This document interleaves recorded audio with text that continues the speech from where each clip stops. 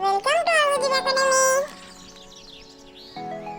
রামগুরুরের ছানা রামগুরুরের ছানা হাসতে তাদের মানা হাসির কথা শুনলে বলে হাসবো না না না না সদাই মরে ত্রাসে ওই বুঝি কেউ হাসে এক চোখে তাই মিটি মিটিয়ে তাকায় আশেপাশে।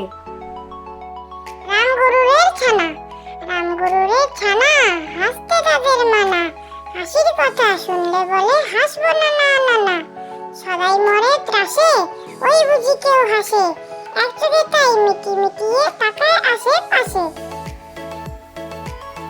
আমাদের ছোট নদী চলে বাঁকে বাঁকে বৈশাখ মাসে তার হাঁটু জল থাকে পার হয়ে যায় গরু পার হয় গাড়ি দুই ধার উঁচু তার ঢালু তার পাড়ি চিকচিক করে বলি কোথা নেই কাদা এক ধারে কাশ বন ফুলে ফুলে সাদা কিচিমিচি করে সেটা শালিকের ঝাঁক রাতে ওঠে থেকে থেকে শেয়ালের হাঁক।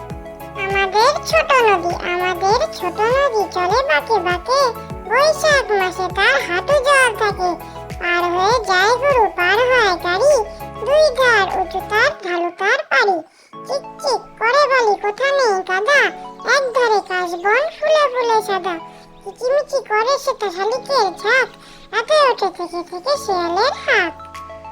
ঝিনেদার জমিদার কালাচাঁদ রায়রা সে বছর পুষেছিল এক পাল পায়রা বড়বাবু খাটিয়াতে বসে বসে পান খায় পায়রা রাঙিনা জুড়ে খুঁটে খুঁটে ধান খায় হাঁসগুলো চলে চলে আঁকা পাকা রকমে পায়রা জমায় সবা বাগ বাগ বাকুমে।